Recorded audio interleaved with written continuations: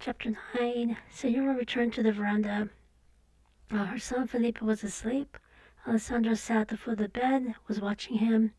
Alessandra felt the hatred Senora had for Ramona. He wanted to leave. Senora told him that he can't leave. He can leave. She will take over watching her son. She asked whether or not it would be safe for her son to sleep there. Alessandra replied it will cure him. He still didn't look at Senora in her eyes. She told him to stay. It wouldn't be right to leave Felipe alone. To be honest, he did realize that this was under Ramona's room. He said that if Senora was willing, he would sleep in the veranda next to Felipe. Senora thanked him and offered him a bed. He shook his head. He would rather sleep in the rawhide bed. She admitted that he must remember that he's an Indian, however the floor is hard. He replied that he'll stay awake and watch over Felipe. Senora says she will watch over Felipe. It was summer, the nights were balmy, the full moon shone on the garden, little chapel. Ramona saw him from the window. She saw him put rawhide next to Felipe's bed. She also saw Senora sit on one of the big carved chairs in the veranda. She wondered why Senora would not let Ramona sit and watch Felipe. She felt useless, however she was smart enough to not ask. During dinner, Senora was cold and distant toward her. She felt dumb and afraid. She didn't see Felipe at all that day. Margarita was a surprising source of comfort to Ramona. However, Margarita was sulky and silent, stayed away from Ramona. Margarita thought Ramona hated her. For Ramona, it was a long day. She was glad Alessandro loved her. She was glad that he loved her. After she slept, she could hear him step on the garden walk.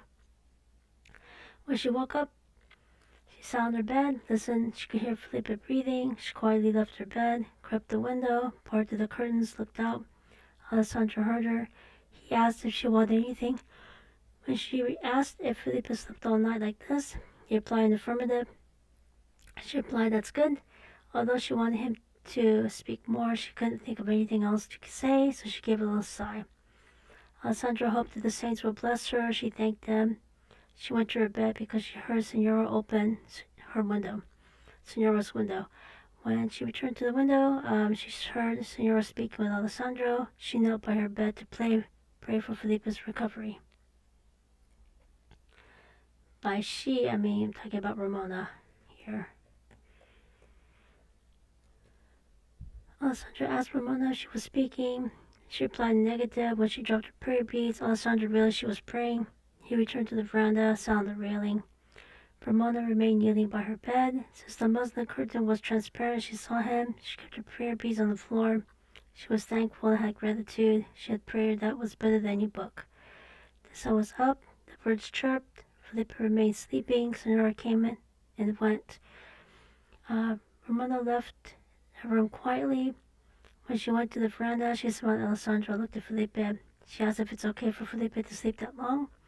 Alessandro replied, until noon. He told her, when Felipe wakes up, he'll be a new man. When Felipe woke up, he said Alessandro's a better doctor than the one from Ventura. Felipe asked for breakfast. Alessandro went to the kitchen to get him something to eat. When Senora saw her son, Felipe, she choked and went to her own room. She was crying all day. She spoke softly and kindly and without constraint to Ramona. A new life began for all of them. Felipe's bed was the rallying point for everything and everyone. Servants came to wish him well. Juan Can hobbled and had a word with Felipe. Senora looked like an ancient woman who utters the prophecies of a god. Ramona was on cushions on the floor in a corner or at the foot of Felipe's bed, working on embroidery or reading a book. Alessandro came in of his own accord several times a day. Since he was really welcome, he sat on the upper step of the stairs leading to the garden. When he sang or played with the violin, he sat whenever Ramona was there. Felipe knew that Alessandro and Ramona loved each other. Felipe would have been jealous. Felipe was stretched out, looked downward, lacking physical strength, and thinking he must soon die. Felipe wondered what would happen to Ramona if he dies. He knew Ramona cannot live in the same house as his mother. Felipe knew that Ramona sees him as a brother. At this time, he loved her as her brother, as he had when they were children. He felt at peace.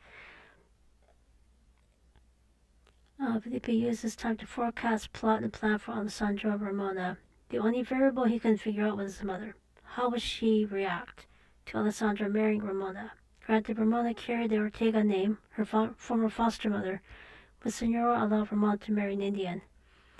Felipe doubted that his mother would bless the union, so he made several plans as to how to break the bad news to his mother. The roundup was pleasant. Alessandro was usually with him. Senora, his mother, was pleasant. Alessandro was available at a moment's notice. Felipe was oblivious to the fact that Margarita was also part of this picture. Margarita was looking at Alessandro and Ramona, plotting her revenge, and Margarita's anger was escalating. She wasn't certain who she hated more, Alessandro acting like an invited guest or Ramona. She gave Alessandro the silent treatment ever since the incident at the garden. Alessandro felt badly and tried to talk to her. He felt sorry for Margarita. Alessandro's attempt at making peace did not move Margarita. Margarita found a new purpose. She spied on Alessandro and Ramona. She made notes each time and placed there together. Margarita saw Alessandro give Ramona artichoke flowers that are prettier than paper. These people make wreaths out of them. Alessandro bought baskets made by women at Pala that had feathers woven in with the reeds. He also bought her beautiful stone bow from Catalina Island. He also told her stories of the old mission days.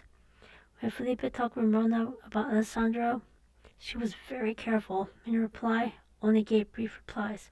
Ramona rarely looked at Alessandro. When Alessandro called Ramona's name, she briefly looked up, and she spent the rest of the conversation looking down. Alessandro often went to where he first saw Ramona. It was a pleasant spot, cool and shady even at noon, and the running water was full of music. Ramona went there in the morning to wash out a bit of lace her handkerchief. He touched the same water that she touched. Margarita plotted her revenge. Questions, comments, constructive criticisms, asking for clarification, let me know. And I shall see you next time. Take care.